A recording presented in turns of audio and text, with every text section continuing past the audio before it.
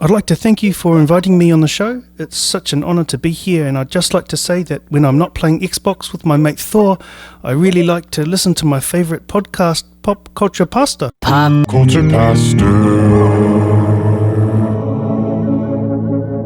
I don't know if, Cody, I don't know if the maker of the Christmas special that featured Bing Crosby and then guest starred a young David Bowie. I don't know if the person who came up with that little Christmas variety show gets enough credit for an absolutely bonkers team up that just works. It does just work. Although I like to think Bowie's like, give me Bing or give me death. Yeah, like clearly it seems like Bowie may have wanted the Bing more than the Bing wanted the Bowie. Bing by this time looks crotchety and old, and you can just see like the contempt rolling off him.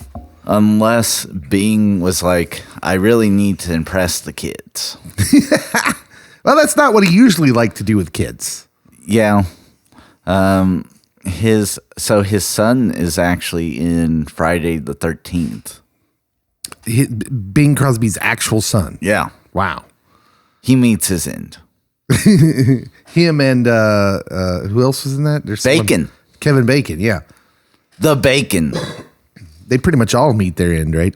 Yeah. And you actually don't meet, is it Jason? Yeah. Yeah, you don't meet Jason in this one. You only hear the legend, and then Mom's the killer. Spoiler alert. Is she still alive? She's not undead? She's still alive. Oh, that's weird. Yeah. I don't think I've ever seen the original. At least I don't remember it. I probably blocked it out. I would block it out. Yeah. So yeah, I was just thinking about that because I think I'm going to use it in a sermon. The David Bowie, Bing Crosby song. Nice. I'm going to use it in a sermon about shalom. Like the Hebrew word for, we say peace, but like that doesn't do it justice, of course, because English hardly ever does. But like here you have these two wildly different elements, but when they start singing, man, something just happens. It does. Although if I was to do a Christmas song that features Bing Crosby, I probably am doing Do You Hear What I Hear? Mm-hmm. Because that actually is written in response to the Cuban Missile Crisis.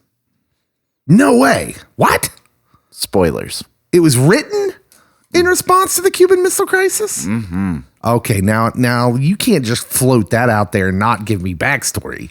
What's up with that? Hold on. I need to know this. That's wild. I just thought that song was probably older. That's not like a medieval carol or a, like 1800s carol that was written for the Cuban Missile Crisis. No, that's newer. He's scrambling wildly on his phone, but I'm not moving on in this podcast until I get some answers. Song was written in October 1962 by Noel Regney. That is wild. Gloria Shane. Okay. And then Bing Crosby records it. Yeah, some people think that it's an old folk song. Spoiler alert, it's not. It was written during the height of the Cuban Missile Crisis. My mind has been blown. Let's see. Oh my goodness. So much about the Cuban Missile Crisis and the Bay of Pigs. But that's incredible. The writers were worried along with everyone else, and they had the hope that in peace that is found in Christ, and Christ is this Christmas season. We remember Christ being the King of Peace. All right, now I need to see the lyrics. Said the night wind to the little lamb, do you see what I see? Way up in the sky, little lamb, do you see what I see? A star dancing in the night with a tail as big as a kite. Said the little lamb to the shepherd boy, do you hear what I hear? Ringing through the sky, shepherd boy, do you hear what I hear? Sort of amazing. this puts a whole different view for the song for me. So it is really fascinating to learn the history behind some of the songs that we sing and the songs that we play during this season, just because kind of like with Amazing Grace, like on face value alone, you're like, oh, it's a good song. But then you learn that, oh, this guy used to be in the market of trading and selling slaves. Like, and yeah, he was the worst of the worst. And now, he also has found hope and redemption through Christ. Yeah. He was actually on a slave ship when he realized that he was, like when he had his moment, right? John Newton. So, of course, today's people would just say, well, he was just suffering white guilt. And then they'd move on. Yeah. Because he cannot be redeemed. But yet, within Christ's kingdom, you can be. I know. I make you the straight man in these things where you get to be the one who's like over practical. You're welcome. And I get to be sarcastic. This song, that actually fits right into like kind of what I'm talking about in my sermon. Because I'm going to, as I talk about the Bing Crosby, I'm going to do that Bing Crosby, David Bowie thing at the beginning. Saying like, these are chaotic elements. They do not go together. They do not. And yet when they start singing, like there is something about music that brings us shalom, right? And it's not about music. I'm just that's a starting point. But nothing missing, nothing broken, complete. The story of Do You Hear What I Hear also fits. Yeah, it's a much deeper and richer story than what I painted. Yeah. But yeah, I wasn't ready to talk about Do You Hear What I Hear. I just know that like face value, I know, this was written about the Cuban Missile Crisis, and I have preached over this song before, but that's been many moons ago. Well, that wasn't how I planned on starting the pod, but that was just too interesting for me to let go. I had never heard that. This is the Pop Culture Pastor Podcast. Welcome. My name is Dave. That's Cody. I'm here. Yeah, we're here, and we're ready to, have a good show. The best show we can ever have. Yeah. So we're going to get into some news items here, some pop culture news items. And then later on, we'll review our Christmas movie / special for this week, which is A Christmas Story Christmas. And I was expecting it to be Bing Crosby, David Bowie team up. I did watch White Christmas last night, but that was not a Bing Crosby team up with David Bowie. It was not. That would have been a much different movie. Game changer. Yeah. All right. Let's talk about James Cameron. I don't really want to talk about James Cameron, but he just keeps popping up. First of all, can I say that it's taken me a long time to get to this point, but here I am as the president of, I didn't know that James Cameron was this unlikable fan club. I had been there. I mean, so when does the original Avatar come out? Do we know that? You don't have to Google it. It's a while ago. I'm going to say like probably 08, 09, maybe 2010. And we've talked about this sort of at length on this podcast and on 2009, the radio. yeah. It's like the movie's fine. It's okay. Now, the truly groundbreaking thing it gets to lay claim to is the first to really use 3D in a real and interesting way. Yeah. The visuals is what it was about. So we believe in giving credit where credit is due, even as unlikable as the guy that made the movie has been. And let me tell you, I didn't realize he was this unlikable until this movie. So I have kind of had a reverse response than you have, because I was already in that camp. You were already there from Titanic on. I guess I just didn't follow him that closely. But then this year, there's been stories about like how Guillermo del Toro's father was kidnapped in Mexico, and James Cameron helped rescue him. And then you find out like the how helpful in James Cameron was with like Titanic research and stuff. And I mean, these sorts of things. And it's like, oh, James Cameron is out there doing some good. Yeah, so it's compartmentalized, as it is with most of us. We have areas, right? We have areas that we have to pay attention to individually for ourselves, where I realize that my ego or my pride might get me in trouble. And James Cameron is no different. And it appears like the area he tends to get himself into trouble is, well, it is in movie making and his pride for such. Okay, so he's been on a roll lately. I couldn't keep up with sending you all the quotes and the things he's saying. He can slow down. So people were claiming that Avatar has had no cultural impact, right? But because they're probably reacting to him and the things he's saying about how important Avatar was. Yeah, well, it was really important when it was Dances with Wolves. Yeah. There you go, James. There you go. And someone basically said, nobody remembers who Jake Sully is, but you remember who Luke Skywalker is. Word. I'm going to assume Jake is the guy that gets transported into an avatar being a blue person. Yes. That is correct. It was a 50-50 shot with him being that dude or being the bad guy. James says the cultural impact of Avatar is an irrelevant argument. He says, quote, if people are less likely to remember Jake Sully than Luke Skywalker, that's partly because Avatar has only one movie out. Marvel had maybe 26 movies to build out a universe. Okay, so already we're like, dude, first of all, they compared it to Star Wars and you just went after Marvel.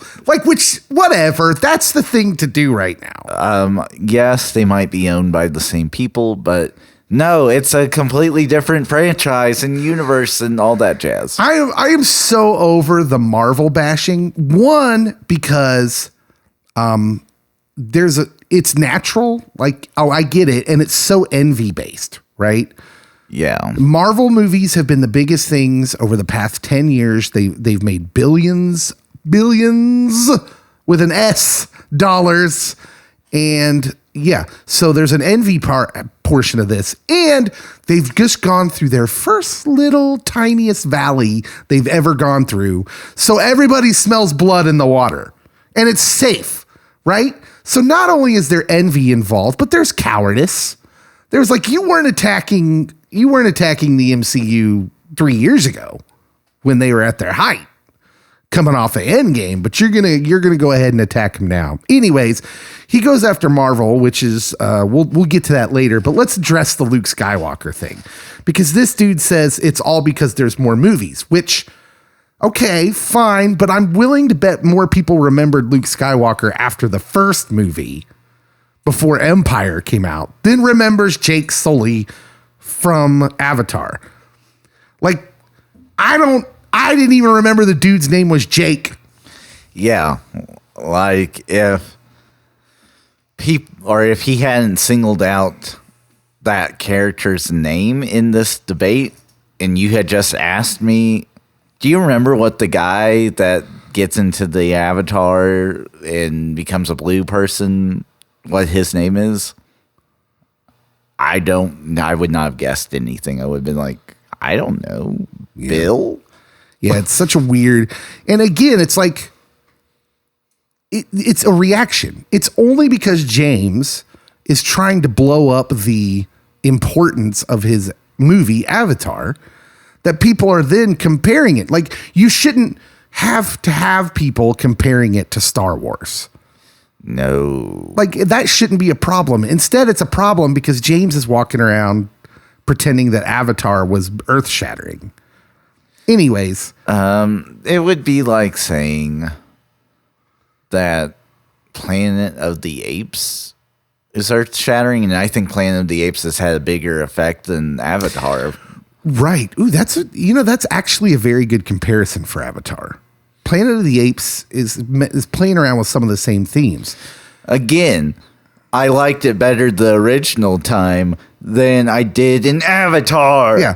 And I would say that Avatar, the original Avatar, is probably better quality storytelling than the original Planet of the Apes. The original Planet of the Apes really makes hay off the ending, right? That's why it gets remembered, because it's such a shock ending in a time when movies weren't all about shock endings, right?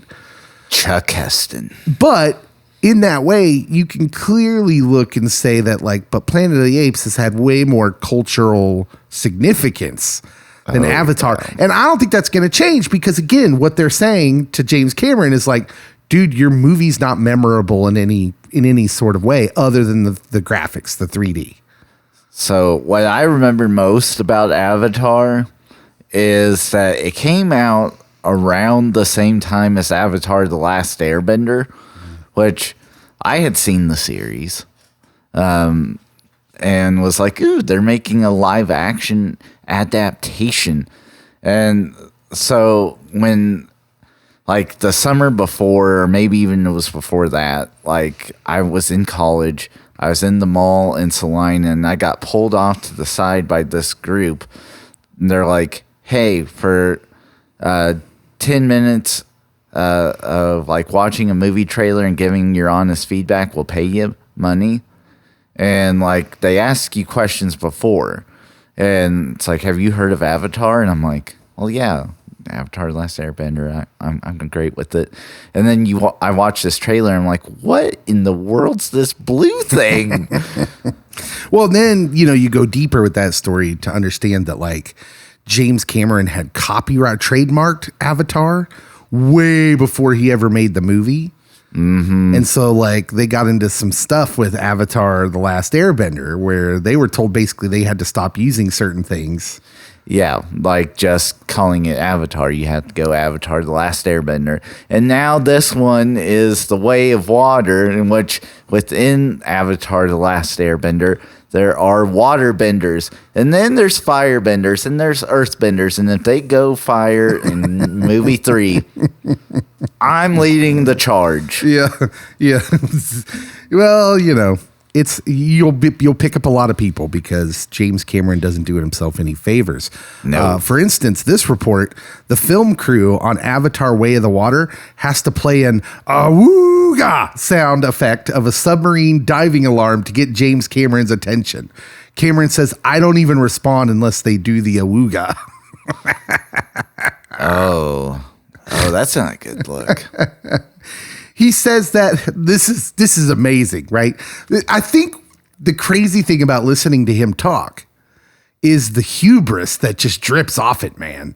He says this. He says the ideas for Avatar came from his dreams. That's what he's explaining about. He says, quote, I have my own private streaming service that's better than any of that bleep out there, and it runs every night for free. So even when he's talking about, like, his own thoughts and creative ability, he can't help but bash everything else, right? Jimmy, come on. I mean, yes, this dude has made some good, like, it's funny that it's all based around Avatar, which I would consider middling stuff of his. Yeah. Like Terminator and Terminator 2, far superior than Avatar. Titanic, far superior than Avatar. Even with the ending where if she would have just scooted over, Leo could have got up. Let it go! And then there's the weird Marvel slander. Okay, so, like, again, I get it. It's so, like, envy based and a little cowardice because Marvel's down a little bit. So they're all of a sudden it's cool to point out that, hey, it's not as good as it used to be. And maybe it's because of the movie structure sucks. I mean, whatever they wanted to say it is. Now that I'm thinking even deeper about this, honestly, I think Top Gun's had just as much of an impact, if not more. Than Avatar? Yeah. Oh, it's not even close. And Top Gun is just like a popcorn flick. Yeah. They're not even trying to be like, yeah, exactly. But Scorsese's not going out of his way to bash Tom Cruise, is he? They're afraid of the Scientology. Anyways, James Cameron said this a few months back about the Marvel stuff. He said, the things that really ground us and give us power, love, and a purpose, those characters don't experience it. And I think that's not the way to make movies. Which, when he said it at the time, I was like, yeah, that proves he just doesn't watch them. Yeah. They're experiencing all the things we experience, James. That's why we like them. Like phase 4 was largely about grief. It was, even when told in a funny manner. Yeah. So Cody can't go far without a little backdoor defense of Thor: Love and Thunder. I am the only one on this hill, but I will stay there. And finally, James says the haters are all going to, quote, shut the bleep up when they rewatch Avatar. He said the trolls will have it that nobody gives a bleep and they can't remember the characters' names or anything that happened in the movie. But they're going to watch it again. Well, that's where you're wrong, James. I have no plans to rewatch the original Avatar or go see any of your 6 sequels. So I have seen bits and pieces of Avatar since it's come out. And that's primarily because my wife actually likes the movie. But I think that she would be like you in listing at least 3 other James Cameron movies ahead of it. I mean, for my money, the best thing about Avatar, full stop, is Stephen Lang, the guy who plays the evil colonel guy. Yeah. So literally, Jake was going to either be the guy that gets in the Avatar, or he was going to be the evil, bad villain colonial dude. Yeah. Like that's where Stephen Lang's been around for a long time. Yeah. He's actually been in movies that I liked, and I just didn't remember him. I remember him from this movie. Because I watched this movie, I'm like, this dude's a movie star. Like, I like him and maybe it's because, Sam Worthington, which, like, look, I don't want this to turn into a Sam Worthington bash fest. Because he was like the Hollywood darling at the time of this. And everybody could tell it's like, he can't emote. He's like the Kristen Stewart of dudes. Right? He can't, like, his face, it doesn't move. And so next to him, like, it made all the other actors in Avatar, in my opinion, look, like they were really acting up there. But Stephen Lang, he's been the man, and his career was has kind of flourished after Avatar. Yeah, he had a renaissance, if you will. In fact, if we were reviewing this and we were picking a winner of the movie, I would pick Stephen Lang because he's hands down. He's the one who seems to benefit the most. Although James Cameron apparently is up on that list. Or Zoe Saldana. Yeah, maybe, but I would say she gets more exposure in, especially money out of Marvel. Oh yeah. It's definitely not Sigourney Weaver. No. Sam, for the Christian movie tie-in, he was in the shack. Yeah, well, exactly. So to tell you everything you need to know about Sam's career is he has to do Christian movies. Although this is one of the better non-testimonial Christian movies, but it was based on a decent book. Also, we're now ducking flaming arrows from all sides. Oh, yeah. Because calling The Shack a Christian movie is like tons of conservative Christians are now upset with me. Oh, yeah. Now we're getting it from everywhere, and Sam Worthington fans. So we're just making everyone mad in this pod. But it was important because we needed to tell you, we need to really flesh out this James Cameron situation. He wasn't done, Cody. What? He seems like, okay, when I think of this movie, this Avatar 2, how well do you think it's going to do? Oh, it'll make bank. You think so? It'll make bank. Do you think it does as well as the first one? Well, it's going to have to do really well to make back all the money it spent. I know it's going to have to. Oh, did we mention that on this pod? I don't know if we mentioned it on the pod or if we mentioned it on the radio pod. Let's mention it again. It has to make it. By the time it's done, it will have to be one of the top 4 highest grossing films of all time, just to make its money back. That's insane. That's absurd. Who would greenlight that? Like there's Jobs writing on the success of this. Literally, I imagine that has to be more than. Well, it does have to be more. It has to be more than the Rings of Power series, season 1. cost, and that was an absurd amount. Yeah. Talk about divisive. The Rings of Power stuff, that goes back to our world building, our canon episode, though, because I watched it. It was like, this is delightful. Yes. There's such a division and so much space between us. So I think with this that you are going to get a lot of people that are nostalgic about seeing Avatar. They're like, oh, I remember this being a big deal 13 years ago. Mm-hmm. And they'll go out and see it and they'll be like, this might just be a one-off instead of going back and doing repeat viewings, which I know several people that did just because the 3D animation was stunning. If you really liked Ferngully or Dances with Wolves or Pocahontas, you get this story again. And a handful of other stories thrown in there because James Cameron his dreams aren't that original.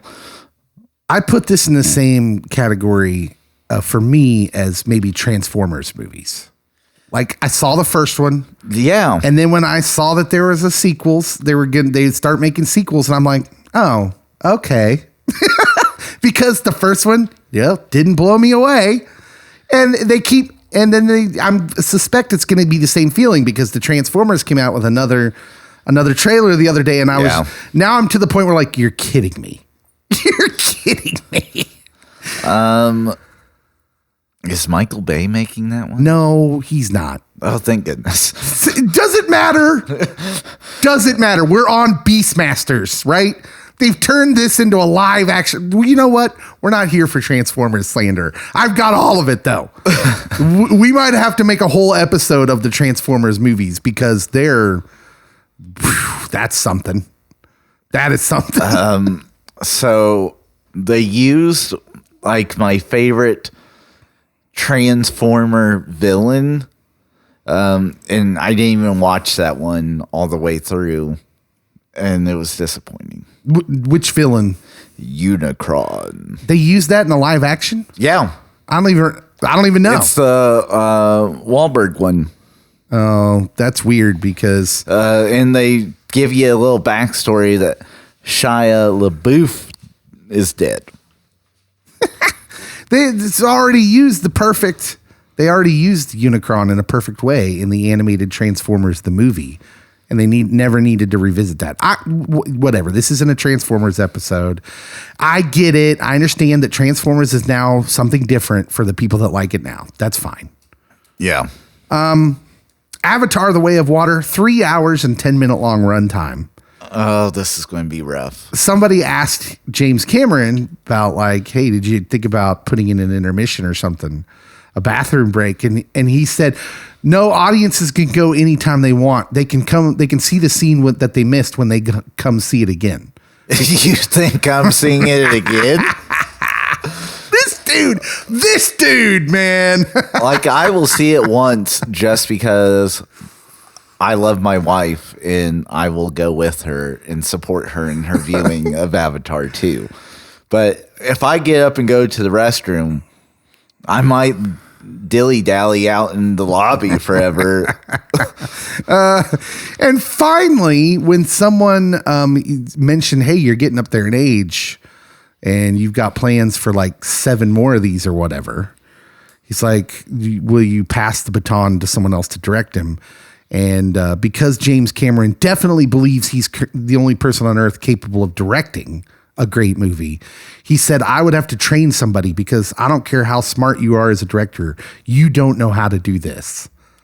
Well, I mean, and my response, like what I really want to say is, what, make a mildly non-interesting movie with great effects?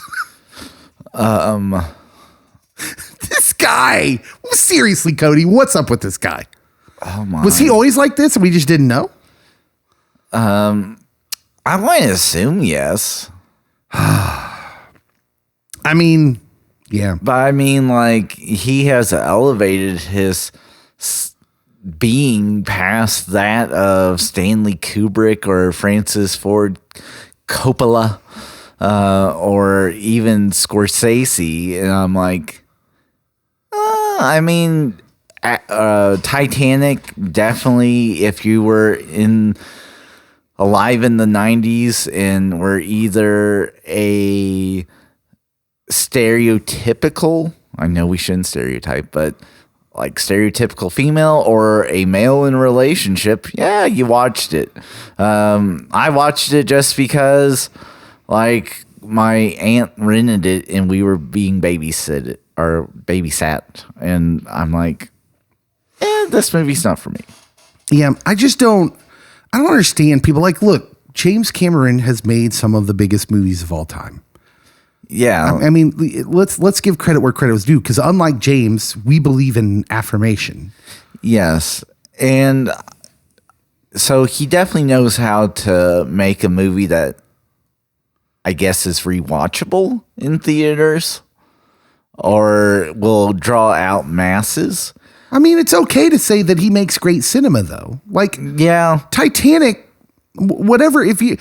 Titanic's one of those movies where you can not be a fan of it. I'm not a fan of Titanic. It's not something I go back and rewatch. Billy Zane. But when I walked out of the theater from watching Titanic, I understood that I'd watched something that could have been just, oversimplified and been like blockbustery popcorn movie. But I actually did walk out of the theater thinking I've watched something profound. Yeah. I'm not going to elevate you to the top of the pinnacle of directors, though, James. Yeah, my point is it's why we respect guys that are at the top of their profession, who are they give affirmation to their fellow people in their field. And it's a respectful thing to do, and it makes them honorable, because everybody's like, especially things that are highly subjective, which is, we've talked about this before, making movies, watching movies, and what we like. And so for James Cameron, like, let's put ourselves in Zoe Saldana's shoes. Zoe Saldana, who's in Avatar and is in this sequel to Avatar, who is a pretty big movie star in her own right. She also is in these little movies called the Guardians of the Galaxy movies, of which he poops on, by way of just pooping on all of Marvel. And like, for my money, the original Guardians of the Galaxy, if it stopped at one movie, way more memorable than Avatar. Oh, yeah. Like, let's just put James Gunn little movie up there next to Avatar and have this conversation about what's memorable. Because for my money, Guardians of the Galaxy took a bunch of unknown, like, look, everybody can pretend like, oh, I was always in on the Guardians of the Galaxy. No, when they came out with that they were making that movie, I was like, are you sure about that? This is not one of your known properties. No, not at all. I mean, because of Guardians, DC then is like, oh, we feel comfortable making a Suicide Squad movie, in which then I'm like, are you sure you want to do a Suicide Squad movie? And then after the first Suicide Squad movie, I'm like, this is what I was kind of afraid of. But then James Gunn made a Suicide Squad movie, and I'm like, oh, that was fun. Yeah. Yeah. I guess my point is settle down, James. So for my money, within my lifetime, it's hard to knock off Spielberg. Yeah. It's hard to knock off Ron Howard. I mean, even the friend that he helped rescue his dad, Guillermo, like, visually, honestly, even though he's primarily in the horror genre. Well, have you ever seen Pan's Labyrinth? Yeah. Oh, man. I mean, there's stuff in there that just sticks in your mind. And yeah, Spielberg's a great mention, because like, even Spielberg's not real remembered movies are more memorable, in my opinion, than Avatar. Like, I still at least once a week literally think about Empire of the Sun, which was Christian Bale's big start in a Spielberg movie back whenever, where Christian Bale was a kid. And that movie about, an internment camp in China during World War II, like that movie is just fantastic. And I still think about that movie. It's very memorable. Now, again, that could be subjective. Honestly, the movie Duel. Yeah. I mean, the cinematography is way beyond what I feel Jimmy has done. Yeah. I'm slandering James, I know, but like at the same time, I'm like, okay, Terminator, great. Terminator 2, great. Well, yeah, I guess let's bottom line this, because we've been talking about this for longer than I actually wanted to. You're welcome. So let's bottom line this. You are great, James Cameron. You are great, but you're making it really hard for us to want to acknowledge it and to go along with it. Like when we would, if you just, kept your mouth shut sometimes or talked about how great the other people are around you. Like, first of all, this dude, how many people does it take to make a movie? Oh my goodness. What are we talking about here? Hundreds? Yeah, the post-credit scene or like thousands scrolling of names is never ending. How many times has this dude mentioned any of them in his Avatar So Great tour? Recently, none. I mean, come on, James. Just let's be a little bit more humble, and then we can all get on board and say, yeah, man, you're a great movie maker. We've all seen it. We've seen it in our lifetimes. And even if Avatar is not my favorite, I'm going to go back through your repertoire and be like, dude, you've made some bangers. I will say, if James keeps talking like this, he's going to join Kirk and Candace as Cameron's in the not so great zone. Cameron slander. All right, that's enough of that. Tell us what you think about James Cameron's recent Avatar Way of Water tour, where he's been kind of just bashing anyone and everyone. Do you plan on seeing the movie? Let us know on our social media when we post this episode. We'll move on to something else now. We're going to take a break. Then when we come back, we'll talk about A Christmas Story Christmas coming up.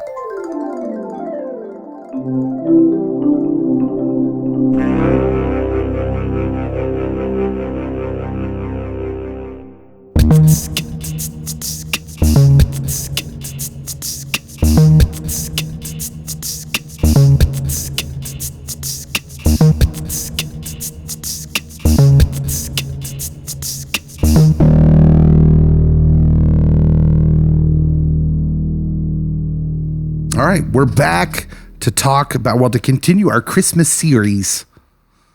It is now a series. It is a series because we reviewed Guardians of the Galaxy. Yeah, Guardians of the Galaxy holiday special last week. And this week, it's not what you voted for per se.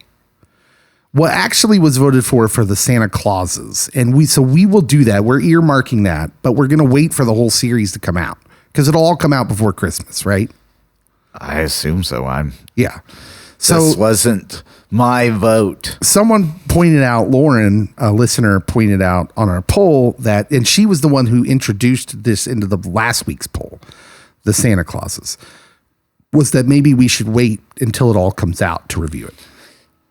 Good idea, Lauren. And I watched the first couple episodes and I was like, I agree. There's not enough to talk about yet. It feels like we don't want to come on here and review it and give it an incomplete because we haven't seen it all yet. So, yeah.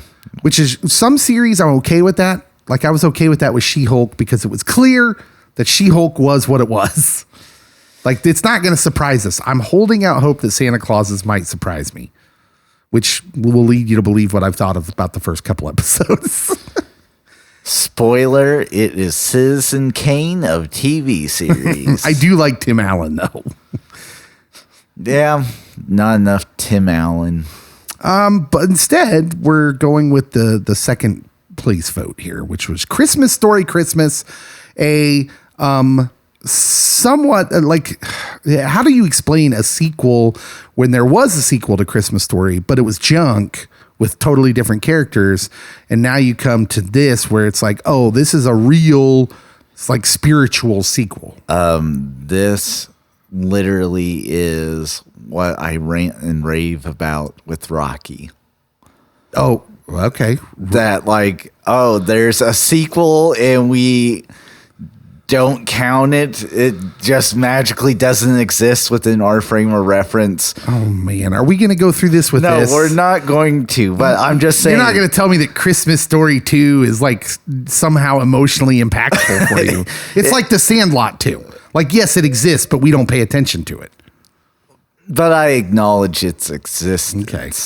But it's completely different characters, so we don't have to. Okay. We don't have to acknowledge it. It's like it never happened. Which just like Rocky 5. Rocky 5 definitely happened. So Christmas Story Christmas, we get like the original people back. Mm-hmm. And the whole premise of this story is that we find Ralphie, now an adult, grown up with a family of his own. We're in the 70s now. And the movie almost, you find out some things early on about where Ralphie's at in life. And then almost immediately we're alerted to the presence that Ralphie's dad has passed away. And then the remainder of the movie becomes Ralphie's attempt to kind of reconcile all of these loose ends in the story that come up, i.e. Creating a great, memorable Christmas for his family. Yeah. One that his dad would have been proud of, while being a great dad to his kids. And, you know, essentially it's the saving Christmas storyline. By the way, spoilers. Oh, yeah. Will be had. Yeah, lots of spoilers. That was just the broad take on the movie. Now we're getting into serious spoiler town. And so that's the whole conceit of the movie. Let's talk about the nice list. What do we like about this movie, Cody? Okay, so I'm going to list two things, but one's like a very minor thing. Okay. And then the other thing is something that I really loved in this movie. So first thing, hey, the mom's the lady from Airplane. Then number two is their reaction to the Christmas carolers. That was the best part of the whole movie for me. Okay. There is some, okay. So I wrote this down in my notes. There are some choices they made that really okay. So they seem to be aware of the problem of this movie. Like whoever wrote this seems to be aware of the problem, which is, and we'll get into this later, a sequel to something that's a classic. Probably will never be a classic, right? Most of the time, especially with that much time in between. Yeah, because it's going to end up being derivative. So the movie makers or whoever's writing this story thought, we've got to put some things in here that make these people seem unique. And so the people watching are reminded that these are real weird. These are real people with real quirks. And like that whole sequence, so the carolers, when that first starts, I'm like, what's happening? Like, why are they afraid of carolers? See, because I'm clearly Ralphie's wife in that scene. I'm just like, oh, hey, look, carolers. So it conjured up different imagery within my mind of like, so there are like, I guess, missionaries or people from random churches that will come and knock on your door and try to share a message about their denomination or their religious affiliation. And, like, we would do that. Turn off all the lights. We're not here. Hide behind the furniture. So yeah, I liked that. It was kind of absurdist, but also, yeah, one of the more genuinely funny parts of the movie. I love that the lady from Airplane's like doing a puppet with the curtains during that, so that way Ralphie and the family can escape and get out of the house. Yeah, let's talk about her for a second, because it's sort of interesting because this movie obviously goes to painstaking effort to. Oh, hold on. Sorry. I'm trying to Google this at the same time because I don't want to forget the original lady's name. It goes to great efforts to bring back all of the regular cast, except for Melinda Dillon. Now, I don't know what the story is with Melinda Dillon. She's still alive. Oh, that's good. So I'm not sure why she's not in this movie. I remember hearing something about it that she was approached. She just didn't want to do it.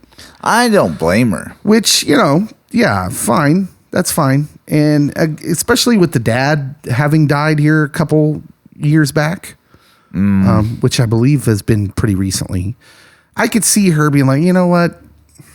It's a good time to recast the mom too, because it doesn't feel right. And also there's some people that don't want their, I guess, legacy tarnished by a bad sequel.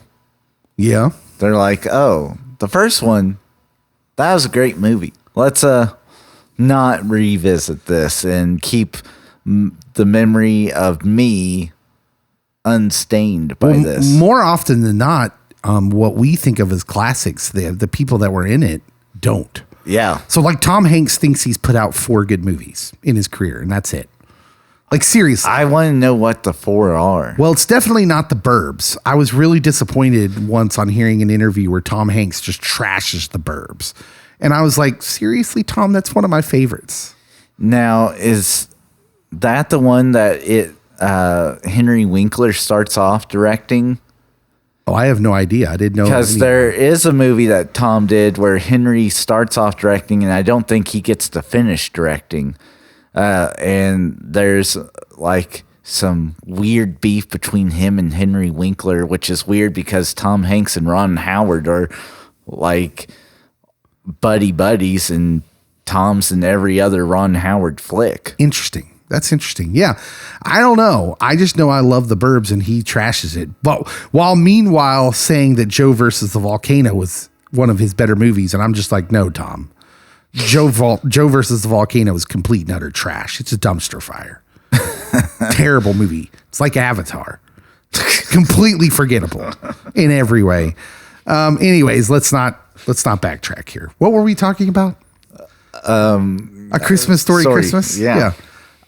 Okay, so we were talking about the mom, but let's move on. On my nice list is just the nostalgia of it. Okay, so they do something interesting here where they're like, we're going to, as faithfully as we can, go back and get the original actors, which for a kid actor movie, which is largely what we're talking about here, that's probably pretty tough. Literally, I think as long as they were still alive, it might not be super tough because payday. Well, right. And so, but it's tough in the fact that, like what we talked about before, where kid actors aren't really good kid actors because of their talent. Yeah. And so that doesn't translate well to adults. And often you have these like people who are child stars who maybe are like still trying to run grifts. Okay, so like there was a story about Yano Anaya, who plays Grover Dill, or quote unquote the Toady, in the original, who was like he has like a restraining order on him to not go near the actual house where they filmed this because the owner of the house now had to like kick him off his property where he was doing like tours. Oh wow! And like sitting on their front porch. Like trespassing, basically. So sometimes when you go back through movies, and especially if there's like a lot of child or teen actors in it, you'll be like, whoa, these people went on to have amazing careers. This was not that movie. No. The original wasn't that movie. And then you see these people and you're like, this one might look familiar. Yeah, and there's a lot of interesting stuff here. So what I'm going to say is I actually think this movie is at its best when the old characters are on the screen. And in particular, I think Flick and Schwartz and the bar crew are the best parts of the movie. Yeah, they probably carry the most nostalgia and fun jokes and all that stuff, because every time the phone rings in the bar, right, like we're all dead silent. Yeah, those scenes are gold. Those scenes were gold, and it's partly due to the charisma of the guys that play Flick and Schwartz, who are, Flick is Scott Schwartz, by the way, which is interesting, and then Schwartz is R.D. Robb. And I actually think they're great. They have some interesting. So Scotty Schwartz was in big movies as a kid. So he was in what was that? The Toy. Yeah. With Richard Pryor. And he has a really interesting history because he's one of those dudes who's a child actor who kind of goes off the rails when he realizes nobody wants to put him in movies anymore. When he grows up, he has some time in adult movies. Oh, yeah. Yeah. So he's got an interesting thing. And so to see him in this movie as a bartender, and even in the little bit he gets to do, I'm like, oh, okay, this guy had real talent. Like, I could see why it was hard for him because he's cast aside as a child actor. Yeah. But when he's on screen in this movie, you understand, oh, there's something different about him compared to the rest of these guys. Like him, and I thought Schwartz did a good job too, this R.D. Robb. When they were on the screen, I was like, okay, we have real people that can carry a scene. Yes, because if there is one thing... Well, I'll save it for later. Yeah. Later. We're treading very closely to that other shoe dropping. Yeah. And we're going to, there's going to be some Ralphie slander. And I don't know that I'm ready for it yet. There's going to be a lot. But there's a serious problem with this movie, and we'll get back to it. But I want to say that the best on the nice list is the nostalgia factor of these two people who I believe... or the original crew are the best part of the movie, and it's the nostalgia. The movie's at its best when the crew is on there. Do you have anything else on your list? Because I've got a few more things. I guess just one more thing. It would probably be that capturing of being like lower middle class in like some of those struggles and burdens that you have to put up with, like every time the radiator overheats, like, oh, let's put an egg in it. Yep. They do a good job with that. Like there's several, and they don't hit you over the head with it. You really got to pick it up. And this is why I think there was some real smart choices they made trying to make the same kind of movie they made with A Christmas Story. Which the reason A Christmas Story is a classic is because of the nostalgia. Because people looked at Ralphie and they identified with that character. It's like, I can remember being that guy as a kid, and his parents were kind of like my parents. And I remember growing up without much when we didn't have much. And, the Bumpuses have dogs, Yeah. It was so easy to identify with. And they try to do the same thing here with 70s kids, I think. It just it doesn't get quite as close to landing because I don't think they spend as much time on it. So this is what I'm going to talk about a little later is like when you do a sequel to a classic that was based on nostalgia, the problem is you got to split your focus. So half is going to be the sequel and half is going to be the nostalgia, which made the first one great.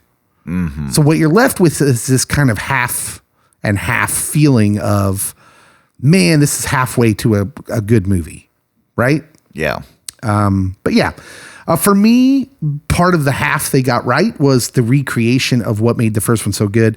The daydreaming sequences where Ralphie daydreams just like when he was a kid. I thought those were all funny and they were charming in a way. They were done in a way that I felt like, yeah, this is the same dude. We're experiencing life with Ralphie. We are. Now, we'll get into this later, but Ralphie daydreaming when he was a kid is somewhat less bothersome than daydreaming as an adult. When he should be paying attention. The casseroles, a Midwest cuisine. Although these were like exotic and nasty ones. Yeah, but so they're playing it up. It's supposed to be kind of a joke. It made me think of the mom in Better Off Dead. Yeah. And like where it's exaggerated for sure, but man, did they capture the Midwest flavor of that? Of like, yeah, if someone passed away and you were on the meal train, you were going to be getting some casseroles, my friends. We were all about the casseroles in the Midwest in the early 80s for sure. The ramp segment of the film, a frozen sluice of terror. Yeah. Again, kind of goes back to the point where I think this movie's at its best with that crew on the screen. Mm-hmm. That totally recaptured the flavor and the atmosphere and of like the original Triple Dog Dare scene for me. Like that one totally accomplished that, and in a different way because they're all adults and they're all kind of, I mean, put this in a as nicely as I can put it, they're kind of losers. They are. Like they've grown up to be not accomplished. Well, I mean, literally, they were all super ecstatic that he got published in the local newspaper. Yeah. Flick owns a bar, which they clearly state was given to him by his dad. His dad's bar. Nice. Do you have anything else on the nice list? No. No. Okay, let's move on to the naughty list. What didn't we like? Most of the actors. Like, at that point, I'm like, like, you could have, like, surely there were some celebrities out there that had all the nostalgia and feels for A Christmas Story, like B and C-list people, that you could have got to, like, spruce things up with some of the scenes. Like, Maybe some cameos. Yeah. Like, that would have helped a lot. Otherwise, we're really relying on the two main guys at the bar and the lady from Airplane. Yeah. And the wife has been in some things. So, like, she wasn't bad. Her character just really wasn't focused on that much. Well, and also, okay, so Erin Hayes is her name. Like, let's take a look at her for a minute. She's a tall drink of water. Yeah. And for half the movie, I'm left sitting there being like, no way this lady ended up with Ralphie. Oh, yeah. Because not so much because of her, but because Ralphie's got some issues. Let's just get it. This is first on my naughty list. Self-absorbed kid Ralphie. Okay, get it. It's entertaining. It's funny. Yeah. Self-absorbed adult Ralph. No, bro. No. This dude is the worst. He's the worst. Like when he's going to visit the publishers and he's like, oh, I know that this will win them over. This is the good stuff. This is one of the choices I don't understand with this movie, to make him pretty much exactly the same as Kid Ralphie. Like, no, he grew up. He would have matured in some ways. No, he did not. No. And they don't even think about what this is going to do to the viewer, which is Ralphie is very unlikable. He's super unlikable. I mean, just so self-absorbed. Like most of the movie, you're just thinking, well, this dude's kind of a jerk and he doesn't really care about his wife and his kids. And then he doesn't even learn anything in the end. Like, no, he's not taken through any sort of arc. Like, let's be really honest. Scott Farkas has more of a redemptive arc in this movie in 3 minutes of screen time than Ralphie is even close to. Yeah, like the only real story, I guess, is for Ralphie is his dad was a good guy. Right, yeah. That was it. Man, it sure stinks his dad's not around because he was the only redeemable human being in this family. You got mom hiding from carolers. Randy's off living the life in India, doesn't even want to come home because when his dad dies. Yeah. And Ralphie, oh my gosh, Ralphie's the worst. Like somehow the kids are better than Ralphie, and they must get it from the mom. Yeah. Well, okay. So let's talk about this in a technical way. So they make a choice here. They make a choice in the name of nostalgia to make Ralphie super. So like we understand it's Ralphie, but they go over the top because Ralphie, by doing that, you're telling the viewer that Ralphie has not matured or grown since he was that kid. No, Which again is adorable in children sometimes. Not really adorable in adults. No.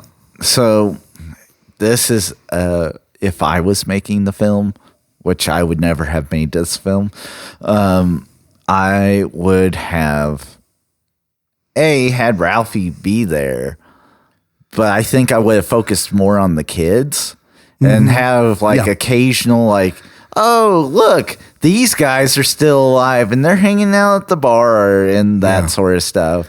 Yes, I totally agree with that. Give us a story that revolves around his children, because they get to be like kind of the scene breakers. Like you go from the main scenes, they get to be like on the side. And to me, we should have had more of them. Like this should have been a story about the kids, because all of a sudden it makes the crux of the movie, the things he has to do, less impactful. Because again, we're getting jerk Ralphie as the center. Yeah. And we're not really invested in why the little girl thinks it's so important that he go get the star, that there has to be a star on the tree. Literally, I would have liked to know more about Farkas's kids. Oh man. Yeah. Scott Farkas. Okay. Who's the actor who plays them? Cause we gotta give him credit here. Zach Ward as Officer Scott Farkas in the 2 to 3 minutes of screen time he gets, I think is maybe the best in the movie. Yeah. He was great. He was awesome and believable. And like immediately when he gives him that last little speech where he says, "Hey man, you throttling me really turned my life around." And he's giving appreciation. And he says, "If anyone else would have picked you up tonight, you'd be rotting in a jail cell all weekend." It's funny how things turn around, huh? Like he was great. And I was like, yeah, in this scenario, Scott Farkas is the dude who actually matured and grew up. Meanwhile, Ralph is still kind of a jerk. And it doesn't sit well with me, because in a movie where he's trying to honor his dad, wouldn't it have been more honorable for Ralphie and his brother not to have grown into like ridiculous idiots? Like he could have been more like his dad. Right. Everyone in the movie is like, "Man, your old man was the best." And I'm just sitting here like, but we're not seeing any results of that. What are we? Yeah, that was no bueno. Yeah, it was weird. And I think it was all because of the choice he made with this choice he made the movie makes of being nostalgic and making sure you have the same feel instead of just telling us a new story. Yeah. And so I think they make a little bit of a mistake there with Ralphie, self-absorbed Ralphie. And really he goes through no redemption arc. No. He doesn't learn anything by the end of the movie. He just gets what he wanted because everyone else was fighting for him. Yeah. He has this great supporting cast who's actually doing all the things for him. And he doesn't learn anything. And it's weird. Yeah, no, I was not. Yeah, there's several things within this movie that were kind of problematic for me, especially with Ralphie and the direction they chose to go with the character. And I mean, there are some people that don't really mature out of their childhood ways. Mm-hmm. But in that instance, I would have wanted Ralphie to spend the weekend in jail. Right? I was okay with him rotting in a jail cell for the weekend. Let's compare him to another great 70s, 80s era dad, Clark Griswold, who himself stars in a Christmas classic. Yeah. If we compare Ralphie as an older dad let's look at Clark. He works for a nameless corporation where he is a nameless, forgotten employee. Yeah. And he's struggling with that, obviously. I think the problem is by making Ralphie an aspiring writer, and by the way, not a good one. Yeah. I mean, too wordy. They've made it very clear that he's not good at it. And we should have known that because he got a C+ or whatever on his paper. Yeah. I think, again, they make a choice to connect it to the original because he liked daydreaming and writing. You know, he liked that writing assignment. He was excited about it. And they make it to connect it without really thinking about what it does to the character. So the character is kind of a jerk because his family's struggling and he's apparently quit his job for a year to chase after something he's not very good at because his wife loves him so much. Way too nice of a wife. All of the sacrifice is on his wife and kids. Yeah. And so I think they would have been better served to have, if we'd have seen an adult Ralphie who maybe had been doing the sacrificing, like flip that around a little bit. This story becomes more appealing if he's more like Clark Griswold, who had hopes and dreams. And even within Christmas Vacation, you get Clark thinking about the importance of family. The pool is for the kids. Like, my wife and kids are going to be so proud. They're going to be so happy when they get to finally have this. Yeah. And there's actually motivations beyond just Clark. Yeah. And so, they're actually the same kind of character, yet with different motivations, and it means everything. I also thought it was a weird choice that the kids get hurt, but it's by the hands of Ralphie. And like, as someone that is not financially stable, why do you keep sending your kids to the ER? Stop that. Well, the one kid had a broken arm. He had to go, right? And the daughter got hit in the eye. I mean, admittedly, that was funny. I laughed out loud, and I killed Amy. I did laugh at that, but at the same time, like it was for me that was clearly a reach back for nostalgia because there's the scene after Ralphie beats up Scott Farkas where he's cursing and Randy's hiding in one of the cupboards and Daddy's gonna kill Ralphie. And Dad never wanted to kill Ralphie, but Ralphie's gonna kill his kids one way or another. That was, I don't know. There were some curious choices in this movie. I was going to say something, but I've since forgotten. I tried to forget this movie. Do you have any more on your naughty list? Like, I feel like I could go on longer. Yeah, like I would just be beating a dead horse. Yeah, but overall, it just makes some weird choices in the name of nostalgia instead of giving us characters who are, developed characters. And really, the one that it hurts is Ralph. Oh, yeah. His character is just so bad.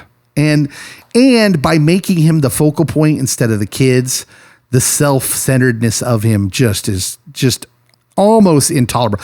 I wrote down here in my notes, super cringy whenever Ralphie's on screen by himself. Being motivated by like his motivations.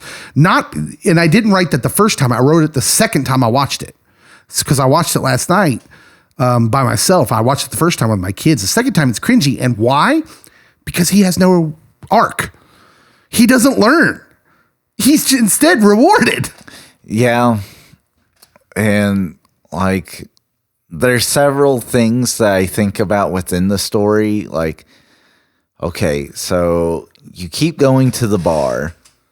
I know that at least one round was on the house, but like, your family is down to $21 for Christmas gifts, and you keep going to the bar. And then, I broke the window out at the bar. How are you paying him back? You poor flick. You literally if your daughter hadn't finagled getting a radiator, your car would never be fixed. Like, somehow she's able to get a radiator. Yes, like the 6-year-old girl is able to do this. But you, as a grown man, have been selfish and have gotten nothing for your family. Yeah, we're wailing on a dead horse right now. Yeah, clearly the biggest problem with this movie is the character of Ralphie. But the choices they made within the storytelling, I don't think they really were thoughtful about what they were turning Ralphie into by doing this. Like, I felt better about Randy skipping out on his dad's funeral. Yeah, Randy just kind of becomes weird, whereas Ralphie is like, no, I don't like Ralphie. No, I don't like him. The Keep the Christ in Christmas Award. Did the movie make any references to the real Christmas? Cody, this movie is the Starbucks of Christmas movies. Just trying to keep Christ out of all of it. Yeah. Darn you, Starbucks! I'm just kidding, by the way. That's a joke. Like, I guess there is a kind of a heavenly father that... you have to make some stretches. Yes, that gives gifts from beyond to connect humanity. And that... Dad's presence was still there. I don't know. Yeah. Like, any good redeemable message comes from the lack of Dad being there, but Dad still being thoughtful even as he's dying / is dead, and then boom. Yeah. So there's themes, sort of, because as we've said, this movie ain't big on the Christmas spirit per se. No. Which is funny because, the dad in the original movie seems like he's gruff, seems like he's not spending quality time with his kids, but you find out in the end that he was the one listening to his kids, right? Yeah. And in the same way, they do the same thing with this movie, where in the end, the day is saved because they weren't going to have the nice Christmas for their kids. But it turns out that Ralphie's dad, before he died, had gone Christmas shopping and stored them all down in the basement with everything the grandkids wanted. So not only did he listen to his kids, but in a smaller amount of time of exposure, I'm sure, because they didn't live in the same city anymore, Grandpa actually was listening to what the kids wanted for Christmas. And so, part of the problem I have with this movie is, you should have transferred this down to Ralphie. Somehow, some way. Yeah. Instead, by the end of the movie, Ralphie's still a jerk, and the old man is still the guy. Literally, it is a weird choice for them to, like, oh, we're going to have Ralphie, like, do this mad dash Christmas shopping, only so that way the gifts can be stolen. So then that way we can pull out Grandpa is still the one listening and caring. Okay, you bring up some good points. I feel like this is one of those movies that was built backwards. Yeah. Okay, so spoiler alert. The end of the movie, Ralphie turns out he's going to be successful as a writer, because what they do is they loop it back into the beginning of the original, where it was Ralphie who writes the story for the original movie all along. A Christmas Story, because he starts reading what he has written for the article in the newspaper, and it is seamlessly, which I think is one of the best things about this movie, it seamlessly transfers into the beginning of A Christmas Story with young him running through the streets and the voice that's talking. And I thought, that's an amazing ending to a movie that didn't deserve it. Right? Yeah. Like, that was a great idea. And then it clicked in my mind like, oh, okay. So if you build backwards, if they said, I've got the perfect way to end this, someone came into the room and said, we need to make a sequel to this movie with all the same people. And the guy said, I have a great idea. I don't know how we get there, but it ends with it looping back into the old movie. And it's a really good feeling. And even though the movie I'd watched, I wasn't impressed with, I had the feeling of like, oh, okay, that was nice. That was good. But in order to get there, you have to have this whole storyline about Ralphie being like a struggling author. And being the worst human being on the face Right? of the planet. Like, why not make him like Clark Griswold, where he works for a corporation, but he had dreams of being an author that he sacrificed for Yeah. his family. And then in the writing of the obituary for his dad that he still struggles with, you can still have pretty much the same story. You just take out all the junk about him trying to write the next great sci-fi epic. Yeah, because every time he goes to sit down to write the obituary or to do anything about the family, it's like, psych, I'm going to write a science fiction novel still. Yeah, which still manages to make him look like a jerk. He's a jerk. Listen, Clark Griswold's a jerk, but he's a lovable jerk. He is. He gets himself into situations because he loves his family so much, and he wants to make the perfect holidays for his family so much. Ralphie seems like he's being, forced to do it. He is. Anyways, let's go back to the Christ and Christmas Award, which it's funny how our result of the movie keeps pushing us back into the same place. But yeah, as I said, this is like the Starbucks of Christmas movies. Yeah, I didn't have any redeemable. They so very clearly stay away from, even the carolers are not even singing like a real carol, which might have been more Jesus-y. It's like some generic, like whatever.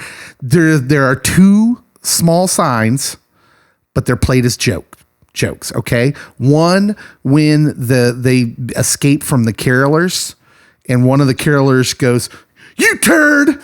One of them does the sign of the cross. She's like, because she's all offended because of her Christianness, which we're supposed to assume.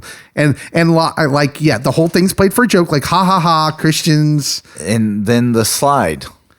And on the slide, is it Ralphie himself that gives the sign of the cross, which is a head scratcher. And again, it's because it's played for laughs. So shocking Catholic slander. Like, I mean, if you're going to have Ralphie be Catholic, and even if he's not a devout one that goes to church every mass,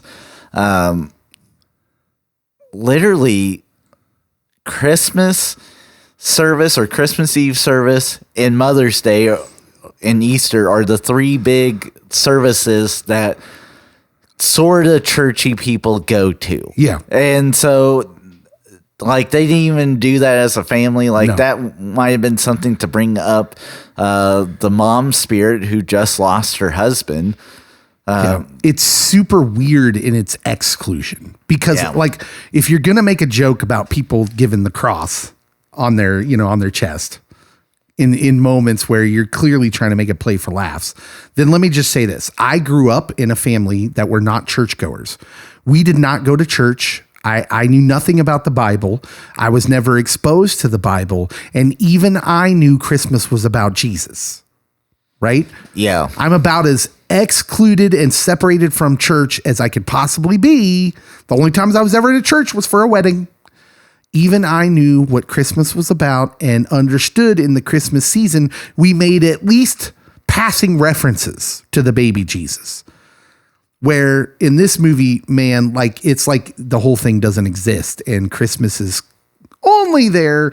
Like, I don't know. It seems like the movie is trying really hard to not, like, they're literally Starbucks. Yeah. They're giving you all the imagery without the specifics. Like Guardians that takes place in a completely different galaxy for over half the film did a much better job. Yeah. Yeah. They show you the manger. They show them confused by the manger, which again, give us a 2-minute sequence of the Ralphie's family at church being all like, I don't know what's going on. Showing them confused. Yeah. Yeah. That's all. Home Alone. Yeah. Macaulay Culkin goes to church. First to hide out, but then to support the old man. Yeah. It's interesting. This movie has none of that. Speaking of Macaulay Culkin, it's time for the Macaulay Culkin Award. Who gets the biggest boost to their career because this movie exists? The mom that was in the airplane. You're going to go with Julie Haggerty. Yeah. Does she need the boost? It had been a while since I'd seen her in anything. Like, literally, I'm racking my mind to think, had I seen her since Airplane? So, or it's the wife. Yeah. Just because, like, she's in some things, but she's not, like, a big, well-timed known actress. Yeah, she's not given a whole lot to do. It's very interesting. She was in the new Bill and Ted movie. Yeah.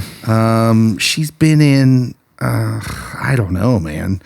She's been in a couple things with the bald dude that was on the Daily Show for a while, which is interesting. She was in King of Queens for a little bit. Yeah. She was in Parks and Rec for a little bit. She's kind of that lady. Yeah. She's that lady. Right. And so she continues her legacy of being that lady. Yeah. So I don't know. Otherwise, it's going to be the kids, because no one else in this film, like, I'm still in a place where she's still that lady. I'm like, as soon as she was on screen, I was like, that lady. Oh no, Ralphie couldn't have swung that. Yeah. And I think that continues. So when she makes another project, you don't forget that she was that lady, and you're like, what did I see her in most recently? Oh, she was the wife on A Christmas Story Christmas. Can we have a woke moment for a second? Okay. Is it sexist? Is it sexist to cast her as Ralphie, like Ralphie, whose character is kind of not the greatest? And like here we have a loving, devoted wife who, like, every part of her character is out of his league. But that's a trope, to have the dude who's kind of a loser have like the wife who's like a dream wife. Is that sexist? It kind of is, isn't it? Probably. Because we never get the opposite. We never get like the irredeemable female character who has the husband with the heart of gold. Yeah, that is like a unicorn moment. Yeah. And I'm trying to not make it this a big part of it, but a small part of it is that, yeah, Ralphie, like, it's out of his league in a lot of ways. And one of them is looks. Ralphie is like, how tall is Ralphie? When they were standing next to each other, it was kind of funny because he was super short. Yeah. You don't see tall women with short dudes a lot. That is, again, another unicorn sighting. Yeah. So, like, I'm just throwing it out there. Maybe the listeners can answer that. Is that sexist? Maybe the women that listen should answer. Does that bother you when we see the dude who has no right? There's no reason he deserves a wife like that. Yeah. And you wonder, how did he do that? Yeah. Yeah. So I don't know. I don't know where I should fall out on that. I need instruction. Okay. So who won the movie for? I thought about this for a while, and I'm going to go with Scotty Schwartz as Flick. Like, nothing probably comes of this movie. So this was hard to pick. But if something did come of this movie, like, the guy that deserves it, in my opinion, is Scotty Schwartz, who played Flick. Because I think that he has real acting ability. Way to go, Flick. He's not, like, look, he's not asked to do a whole lot here. But in the scenes he's in, he kind of carries them. Yeah. His facial expressions were funny. Like, even when he's not saying something. Like, I think he has the best moment with the son when he's like, hey, have you ever bartended before? Yeah. He's more of a dad than Ralphie. You're right. And like, it helps to know his backstory a little bit. Like, again, he was like a big time child star. And then he goes through that phase of like desperation where he's getting older. And look, you see him in the movie. He's short. He's not like, he doesn't have washboard abs, obviously. Yeah. He's overweight. Like he was always kind of, so when he was a kid, he was real skinny. But as he started to mature, you could tell he was going to be maybe a little chunky. That's okay. I'm chunky. But like, there's the husky. Husky. That's a good way to put it. The acting profession can be unkind. And so he tries to be a comedian for a while, which it would be a natural fit because I actually think he's kind of funny. Yeah. The problem is you get pigeonholed. You're always a child actor at that point. And that led to him to some serious struggles, I think, along with what we already mentioned, that he has this desperation foray into like adult films. And it's just like, I feel for the guy because I think that's probably a hard life. I think this dude has probably led a pretty hard life, and I'm just here for Scott Schwartz redemption arcs. That's what I'm saying. Okay, that's fine. You know, you have no thoughts on that. No. It says that he manages a sports and movie memorabilia collectible store, sports and movie stuff, with his father, Dan Schwartz, in Simi Valley, California. That's what he does now. If you want to come to Chanute, Kansas and open a store, you can have the Pop Culture Pastor version of your store. I would actually, he's on Cameo too. Maybe we need to touch base with this guy. Get him on the show. I would like to know his story because I'm sure there's some tragedy in there. And not like, look, tragedy is I use that word. It's also subjective. Yeah. There is probably some, a unique trajectory within his life and the things that he probably went through, and seeing how he's doing now. Like, do you feel that you are in a better place than you were 20 years ago? Yeah. I'd be very interested to see where this dude's at in his life, where he's at spiritually. I'd like to, if he's happy. So, yeah, I would say he was definitely one of the better adults in the movie. Mm-hmm. Again, there was a lot of nostalgia with the lady from Airplane. Yeah. Anyways, I'm fascinated by him and his character, and I'm going to say that the best chance of something developing is for that guy. Way to go. The Rankin Bass Lifetime Achievement Award. Will this ever be a Christmas classic, Cody?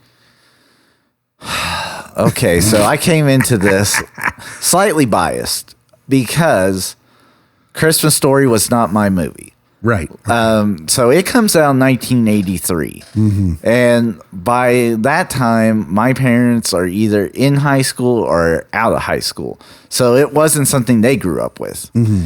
And so when Home Alone comes out, it comes out about the time I'm born. And so it's in heavy rotation throughout my early childhood. And it becomes one of those go-to movies for my family and I because it's what my sister and I grew up with. Mm-hmm. And some of the older Christmas movies that my parents grew up with, we'd watch those. So it misses in that time period. And so like Christmas Story's on when I'm a kid, but there's like just memorable scenes. Mm-hmm. I don't feel like it's really like one of those all-timers that some people have it as. And if you do have it as that's great. This movie was so far below the original that you'd have to be a Christmas Story fan to go back and revisit it. Yeah. Since I'm not going out of my way. There has to be absolutely nothing on. Like, streaming services have to cancel all their TV shows and movies. And then, there's only a handful of things left, and me being like, well, I guess this wasn't that bad. Yeah, I had to watch this movie twice, and I'm only a little salty about it.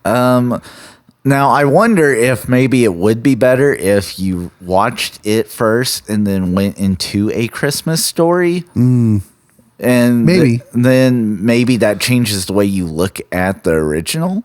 Yeah. But as someone that's not a fan of the original, I'm not going back. I don't think that would work because then I go through the original thinking Ralphie's never going to mature out of this.